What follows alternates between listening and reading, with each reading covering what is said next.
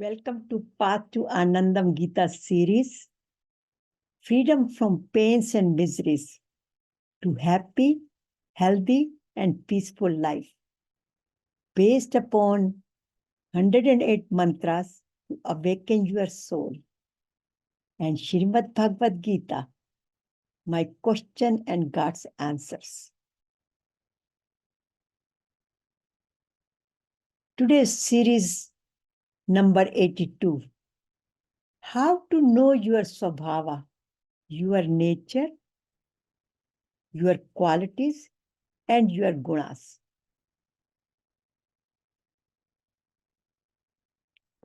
I'm Satya Kalra, the founder of Path to Anandam and your host for the session. And thank you very much to Swami Hariharji Maharaj for bringing us together this morning and blessing us for this session. And with his guidance, whatever you see on this page, all the #1 bestsellers on Amazon.com, or giving the sessions and being a happiness coach,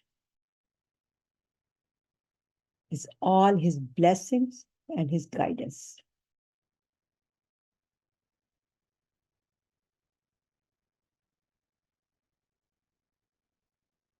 The content of today's session are based on chapter 14, mainly the verse 11, 12, and 13. And of course, there will be other verses will be used for background. So we did discuss previously, but we will summarize it again. What are our gunas and their types? How to identify them? How to change them? And what are the benefits by doing it, by knowing our own qualities and svabhavas? And how to practice it? And what is the homework? And my sankalpa,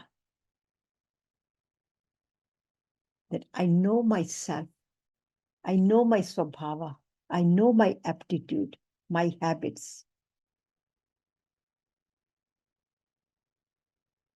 So as usual, we start our session with our prayers.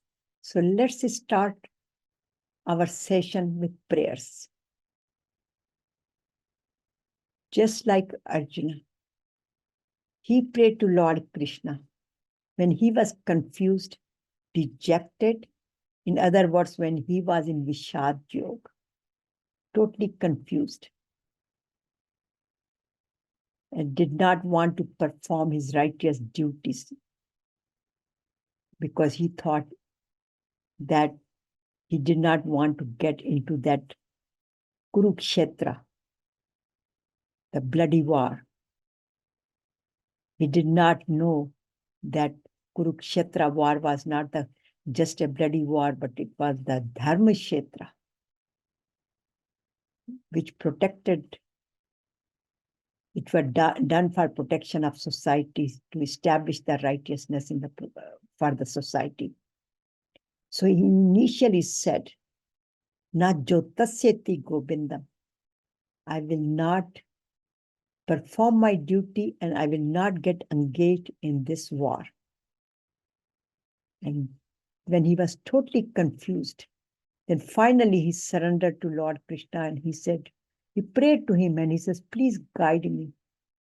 So many times we are confused and we need the guidance from Supreme Power. So we are the Arjuna of today. So let's all pray together to him and seek God's guidance, but very humbly by surrendering. Karpanye dosho pahate svabhava prashyami tvam dharma samudcheta Yachase siyani nishchitam bruhi tanme Shishyasteham chadi mam tvam prapanyam Shishyasteham chadi mam tvam prapanyam. So Arjuna said, my heart is overpowered by the weakness of pity. I have lost all my composure and my mind is confused about my duty, my dharma. I am requesting you to tell me what is definitely good for me because I'm your disciple. I surrender to you. Please instruct me. And then Lord Krishna took him on a blissful journey, poured that his blessing in the form of Bhagavad Gita and guided him through that infinite knowledge, the supreme knowledge, where Arjuna transformed himself. He got out of all the dejections, all the confusions by listening to it, Lord Krishna's wisdom,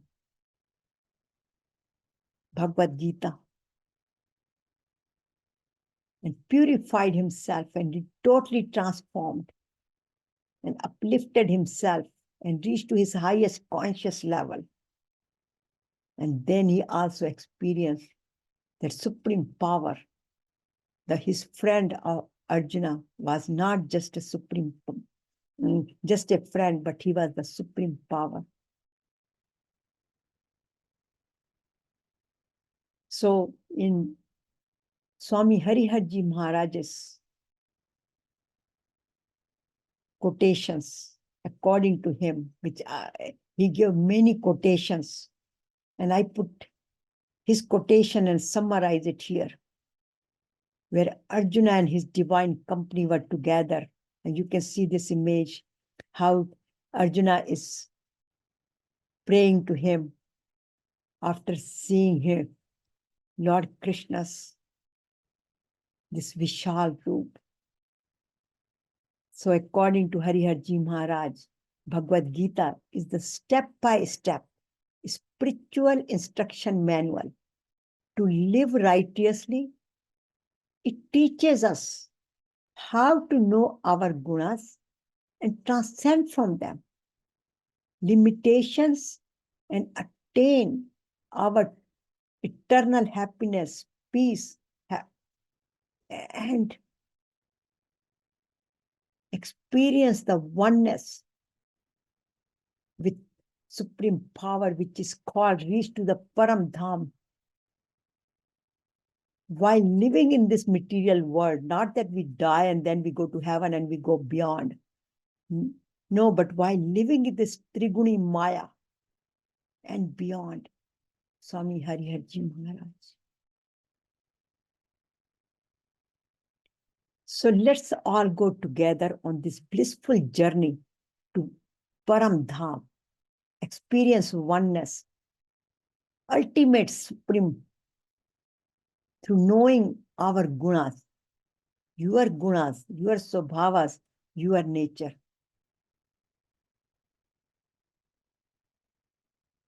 So Bhagavad Gita, just for refreshing our memory, it has 700 verses, 18 chapters, mainly 3 yogas, Karma Yoga, Action Yoga, Bhakti Yoga, Devotion Yoga, and Gyan Yoga, Wisdom Yoga. So out of these 18 chapters, first 6 chapters are for Karma Yoga, other following chapter 6 from 7 to 12 are for the Bhakti Yoga, and then the remaining from 13 to 18 are for Wisdom Yoga, Gyan Yoga, where we are at that level now. But through Lord Krishna's 774 verses, how to perform our action to reach and experience the divinity within us through Karma Yoga. Through Bhakti Yoga, we learn who is Supreme Power. Vasudev Sarvam Iti, God is all. And whatever we do, we offer our services to Him with love and devotion. So every action should be done with love and devotion to establish the righteousness in this universe. And then now we are on the journey of Gyan, Yoga, or true knowledge. And now in chapter 14, this is called Gunas Traya Vibhag Yoga, where Lord Krishna is teaching us the path of knowing the details of three gunas, three aptitudes, three different type of personalities. So union with God, experiencing our self-oneness through the path of transcending these gunas. So going beyond our limitation, which are the gunas are basically the limitations. So how to become gunatit? Gunatit does not mean that we totally get out of our Svabhava, our qualities, but how to become the master of gunas. So we are not slave of gunas. We are not slave of our habits, but how to go beyond through the process of self-purification and self-transformation and become gunatit and then experience who am I and feel the liberation, the freedom from pains and miseries and feel the oneness. And like I am at Param Dham, I am at the Supreme Dham, Supreme Home, my true home, my true self, Satchit Anand. So again, this whole session now is for reprogramming of the mind. We have to reprogram our mind from all the preconceived notions, habits. And again, as this is the chapter 14, so I call it, we are in the 14th grade now. We are still in college, but undergraduate. So going beyond our limitation and just summarizing what are gunas. Gunas are the qualities, aptitudes, svabhavas. Three fundamental qualities exist in everything around us in this nature. These energy forces weave together to form the universe and everything in it, like body, our nature, food, different type of foods. And this is the sattva, rajas, and tamas. These are the mainly three gunas. So sattva is known for light. It gives you the light within. And also the peace, love, compassion, calmness. On the other hand, rajasa, it's an activity-oriented, passion, aggression, and tamasa, which is a darkness, which is a dark, ignorance, dullness, laziness, and totally not knowing what am I doing and what I'm not doing or what should I do. Just totally living in ignorance. And we are the byproduct of gunas. Our body, our life is byproduct of our gunas. So again, summarizing, because Lord Krishna gives the details of our nature, who we are, living in this, on this world, living on this earth, which is called the Triguni Maya, Trigunas. So the detail of these gunas. There are again 3 types here. It is given the more details, which we already discussed in the previous session.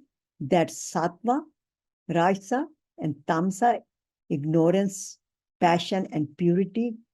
These 3 qualities born out of this mother nature, this prakriti, this mother nature, and they bind to this soul.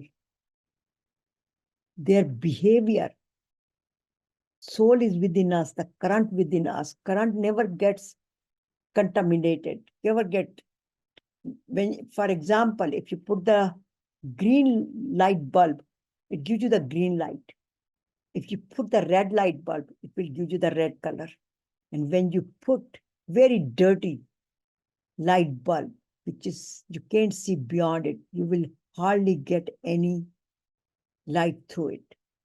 This is similarly, these are the 3 characteristics which are explained very well here.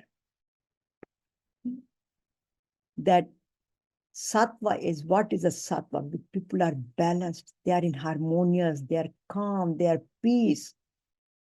They are very creative, very loving, caring, helping. On the other hand, Rajasic people are very selfish. Sattvic people are very selfless. They try to create the good environment for everybody, including themselves. In other words, they want to live in peace and they create the peace for others. They try their best. On the Rajasic people, we are very selfish. They want everything for themselves. They are very greedy, very active, and very passionate what they do. They have a lot of desires. They get agitated very easily. But this is the personality which is needed in this world as well, because they're very passionate. So they have to do all the activities. Because Sattvic people like to be more calm and they like more peace. Like, you can take a good example of Tibetans, Buddhist people. They are mainly doing their mantras. But Rajasic people, they are active. They are like CEOs. They are like taking care of all the activities around there. Although they are passionate, and then they want the results out of it. So they are focused on the results. Whatever they do, they want the good results. They get irritated if they do not, their desires are not fulfilled, and their goals are not met. So this is it has a lot of good qualities, but also just one has to be very careful about it. And tamasic, where they are lazy, they are just sitting, they are totally ignorant, and they just don't know what they're doing. Like, for example, some of the criminals, some of the, their mind is so upset, or terrorists, they're so brainwashed with the environment, by the people, and they do not know the difference between right and wrong. They just do it because they are just told. So here is how gunas impact our behavior. And there are about 5 verses here, which I already explained, but I'm just going to read it very carefully here. And also, one thing we have to notice here, Lord Krishna, Bhagwan Krishna ji, is explaining Arjuna so many times. Like, look at, in each verse you will see it. He calls him, "O Arjuna, without sins, O pure soul." Here is the Adna. Here is in the second verse, Konte, he calls him Konte. In third verse, he calls him Bharat. And fourth verse, he calls him here again Bharat. So he is addressing him with his name, with different names, just to emphasize. Like when we call our children or some friends, we try to call them with their names. Do this, or just whatever we tell them, or we kind of have a lot of compassion for them, and we say how much I love you, and we basically call their names when we are talking to. Similarly, he is formed through his compassion. He's doing the same thing, and he's saying, "Oh Arjuna, without sin, pure soul, sattva being pure is luminous and free from sickness. Yet, in its own way, it binds the soul to the body, Jeev Atma, individual being like us, by creating an attachment to happiness and wisdom." So basically, he is telling us that even though these are the good qualities, sattva is considered to be selfless and very helping, very caring. It's a very good quality. It's just where one can experience a lot of divinity, the presence of God. However, he says, still the sattvic people all the time, they want to be happy, calm, and all the time they want to learn more about the supreme power, who they are. So they are quite focused on that and kind of get attacked. And if anybody disrupts them through that, they do not like it. They get upset. And we have examples of many rishis who were meditating, and when they were disturbed, not only they got angry, but they start giving the shafts to people. They start cursing them. Similarly, here it says the Rajoguni people.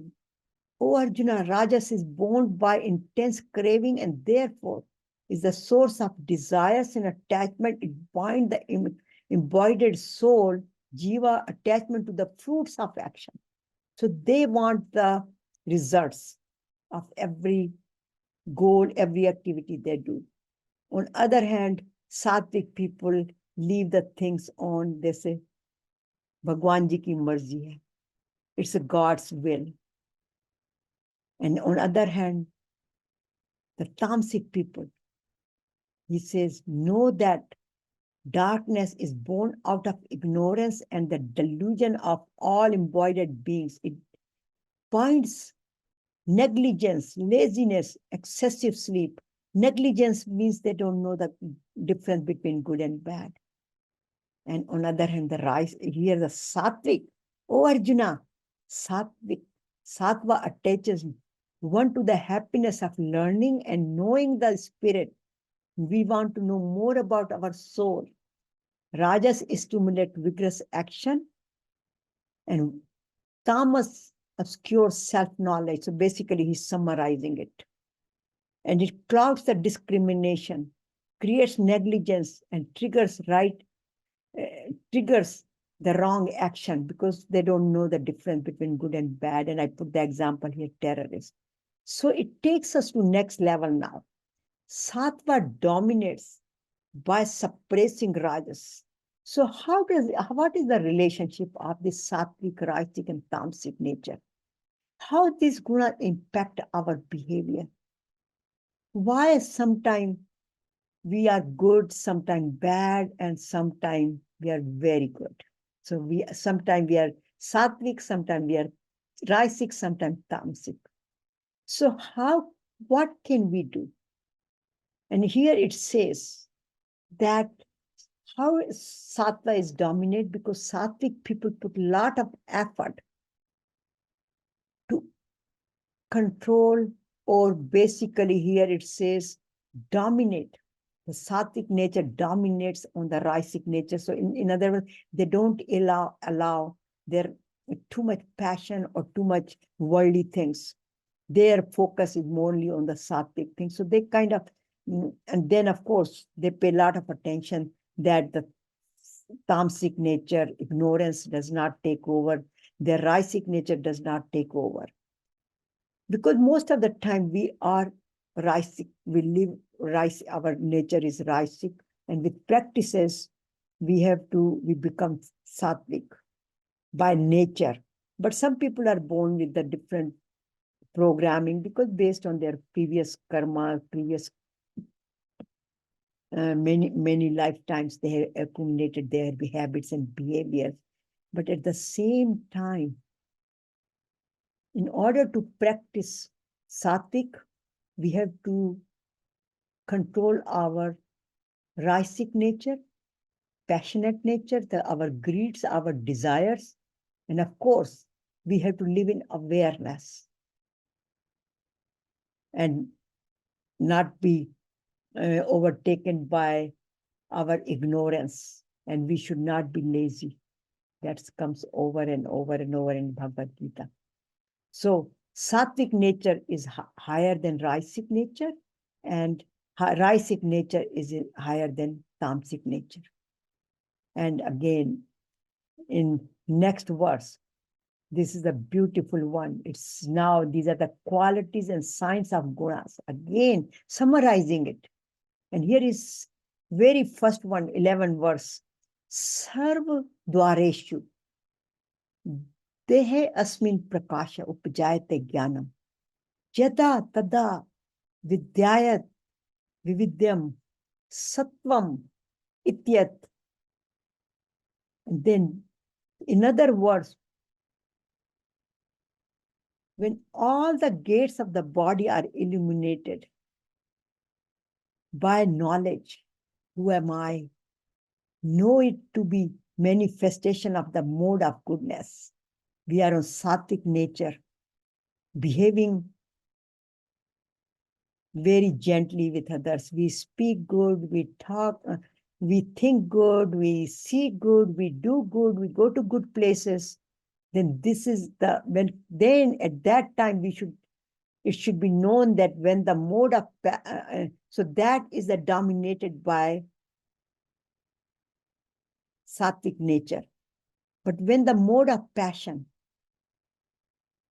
the rasic nature predominates, O Arjuna, the symptoms of greed, exertion for the worldly gains, restlessness, and craving develops. And then again he says, Oh Arjuna, see how many times Bhagwan Krishna, Bhagwan Ji is calling Arjuna's name just to call him, get his attention by calling his name. Pay attention. This is such an important chapter. We should learn every single word of it. But in summary, it's very simple. We are made with gunas. We have to go beyond these gunas qualities, and we should not let our tamasic nature and our rasic nature take over. We should be practicing more sattvic behavior, and beyond sattvic behavior, we develop with the sattvic behavior, we develop divine qualities, and that takes us beyond all these gunas. So that's where he's saying, Oh Arjuna, nescience, inertia, negligence, and delusion, these are the dominant sign of the modes of ignorance. So basically, goodness to godliness, this is a path, tamasic to rasic to sattvic, which is a goodness. And then from goodness is the key, because from goodness, we develop divine qualities, we become more divine, and then we are one with supreme power. This is called unity or yoga. But here, one thing we have to pay attention. Look at this. I'm going to read this again. Sarvadwareshu. Deno asmin prakash upajayate jnanam. What he's saying, when all the gates of the body, which I put it here, what he says, these 9 gates of the body, basically 2 eyes, 2 nostrils, mouth, and 2 ears. These are the 7. And then 2 of our genital organs. So basically, these are the 9 gates he's talking about. They are all illuminated with that wisdom. And when that wisdom comes, then we become more sattvic. Our aura changes. And if you can relate to it, and we can all relate to it, that when we are calm, and if you look at yourself or other people, when other people are very calm, their face shines. They're shining, they're calm. And we also experience that when we are with certain people, certain saints, all of a sudden we get the goosebumps and we start smiling, and because they are radiating that light and we are the recipient of it. And on other hands, some of the people were so, when you are close to them and you feel very disturbed. And if somebody is very angry, you want to run away from that place because their aura is, their vibrations are very negative. And if you look at the people, their faces, or even if we just, when we are upset, if we look at our face in the mirror, how do we look? And how do we look when we are calm? Very beautiful, right? And when we are angry, upset, then we look so ugly, right? And this is a representation of our aura, our light. We radiate the light when we are calm.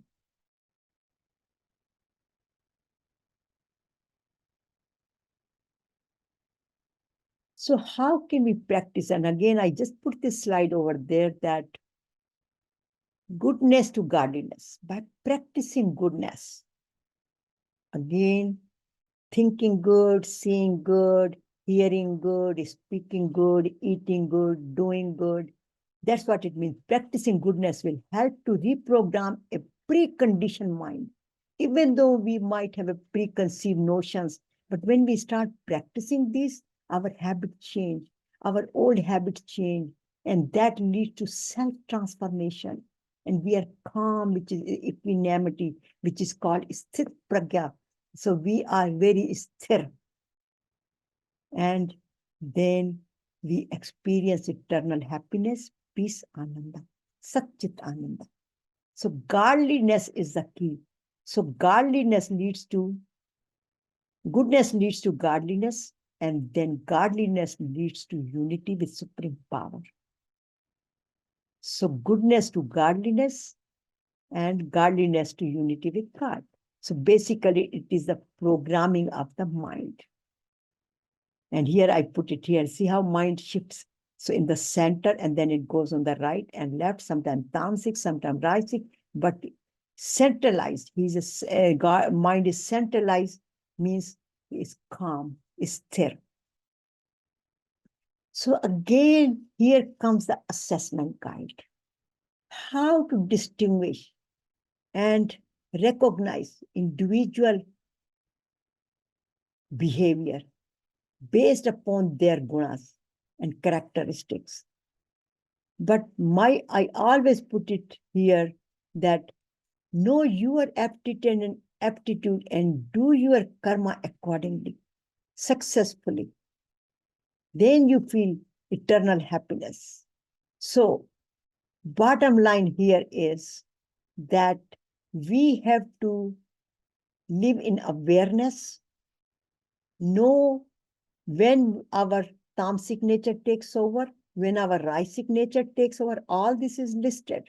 And this actually, this list has been taken from my book, My Question and God's Answers. And it is so well explained there, what is tamasic, what is rajasic, what is sattvic, and which verses are pertaining to. So we just have to assess ourselves and try to not get into this tamasic nature, but into the rajasic. And because living in this world, we do have rajasic nature, but we do have a tamasic. As I said in the beginning, we are byproduct of these triguni maya, tamasic, rajasic, and sattvic behavior. So when we sleep, we need to have tamasic. The sleepiness comes in the tamasic nature. We have to sleep. Otherwise, we cannot survive. We'll get sick. But we have to be aware of it. We have to have a balance. How much do we sleep? And of course, with different age, number of hours change. Also, for living in this world, we must need to have a rising nature too. We need to do our work. We cannot just sit and just be calm and just doing the meditation all the time and we in this world, living in this world, we have to be very discreet. We have to get angry sometimes, not hurting ourselves, but we have to assert ourselves, and that comes in the rising nature. But it has to be assertiveness, which is also a part of sattvic nature, but not aggressive. So this is such a fine line, but such a beautiful practice. Once you go on this path, you watch yourself, enjoy every of your habit, and then say, okay, I don't want to eat this kind of food anymore. I just want to eat this kind of sattvic food. So in following chapters, we will learn about what is tamasic, rajasic, sattvic, because Lord Krishna has done such a good job from chapter 14 and then 16, 17, part of the 18 up to verse 41, all describes about tamasic, rajasic, sattvic. So we are in a beautiful journey, this blissful journey to learn about this tamasic, rajasic, sattvic. And of course, what are the benefits? I just want to summarize it because this is how Lord Krishna motivates Arjuna. So I'm just trying to do the same thing. And Guruji used to motivate us also. And why I put his picture, because he was like, initially, he was like us, like a Jivatma, individual being. Then by doing the good action, preaching Bhagavad Gita, teaching, guiding, he became a Dharmatma and then Mahatma.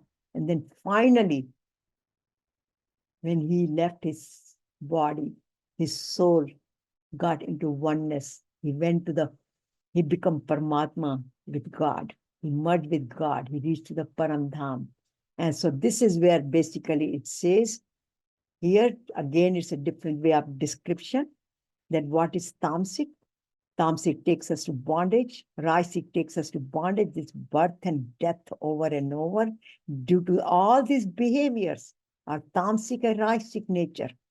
And with our controlling our senses, with love and devotion, we gradually uplift ourselves from tamasic to rajasic to sattvic, and finally to gunatit.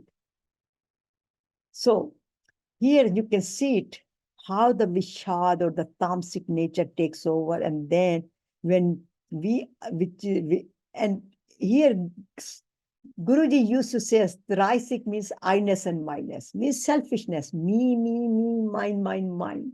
But by practicing it, doing our sadhana, little by little, this minimizes it, and see later on the whole body is illuminated. And this verse today is the 9 gates of the body illuminates with the light. And this is where it shows here the darkness out, external environment does not, or the things do not impact us. And we are totally merged with supreme power. So here is the time to just summarize it, how to practice, how to go beyond our gunas, how to attain our liberation, oneness, paramdham, how to know our svabhavas, how we can transform our habits, aptitude. And here is the answer is Sakshi. Witness yourself. How am I behaving? How am I speaking? And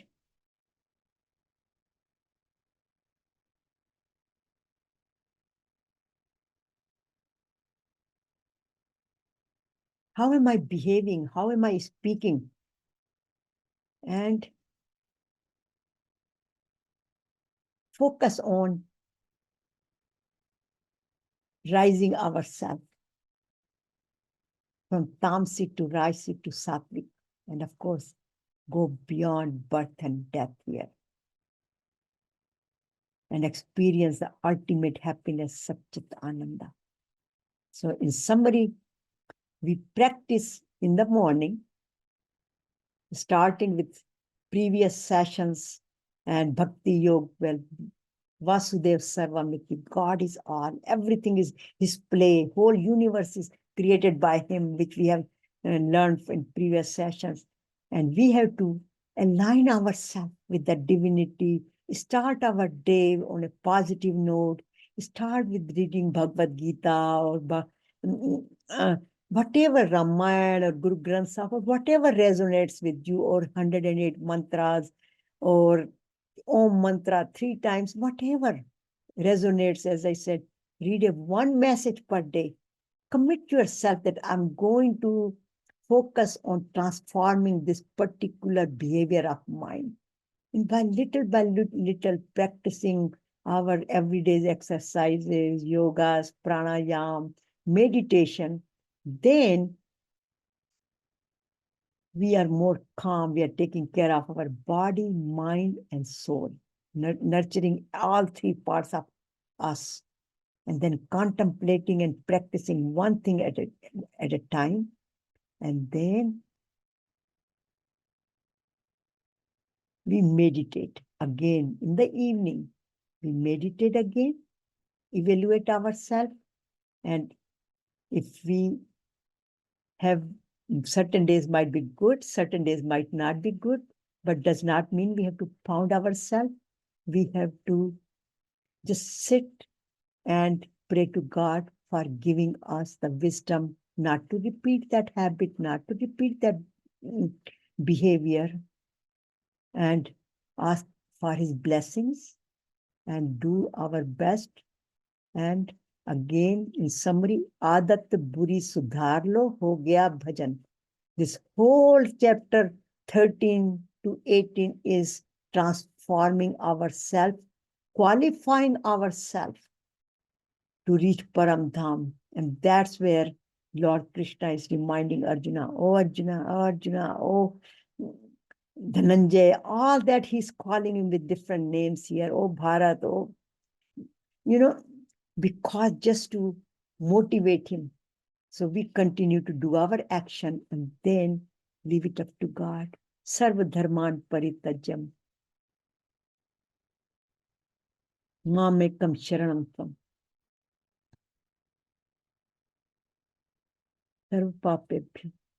Mokshashyami mashucha. Each phrase, sarva dharma paritajam.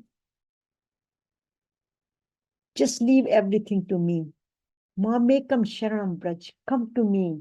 Aham tvam sarpapebhyo. I will take care of all of your misdeeds.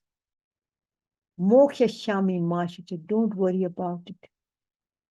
I will liberate you from all the pains and miseries and help you to experience who you are, Satchitananda, and experience eternal happiness, peace, Anandam. So the time for homework. Be aware and ask myself, yourself inquiring. Do I have a goal of supreme goal of self-realization, oneness, reaching to Paramdham? Do I live in awareness and observe my behavior? Do I know my Svabhava qualities? Do I watch my thoughts, speech, and action? And here is again the guidelines, and here is the 3 gunas. Am I watching my gunas here? So live in the mindfulness and observe ourselves being Sakshi. So continuously here, as Swami Vivekananda ji said, arise, awake, and stop not till the goal is reached. So once you practice to transcend witness and oneness, you become virtuous and divine. And we continue on that journey. So our sankalpa is rise above. I am on my blissful journey. So sankalpa, our sankalpa here is sankalp prabhavan. With the taking this sankalpa, the impact of the sankalpa is little by little, we go beyond the worldly desires. And shanai shanai uppar mein, gradually, little by little, our mind is more stable. We just focus on our goal. Atma sanshay, mana kratva, we are just focusing on our goal and not kinchit apichinte. We are not thinking anything else. So once we do that, little by little, putting this seed grows into tree and gives the fruits, and we ultimately feel happy, healthy, and peaceful. Satchit Ananda. But have a patience. This is not an overnight kind of thing. You cannot just turn on the switch on and off kind of thing. This is like, here you can see Kachua right here, the turtle, how little by little, how he is going one step at a time. So we are like that. We are not like a khargosh, rabbit jump. We are like a little turtle here. So thank you very much for joining how to change your habits, aptitude, gunas, and reach to path to Anandam liberation. So thank you very much for joining.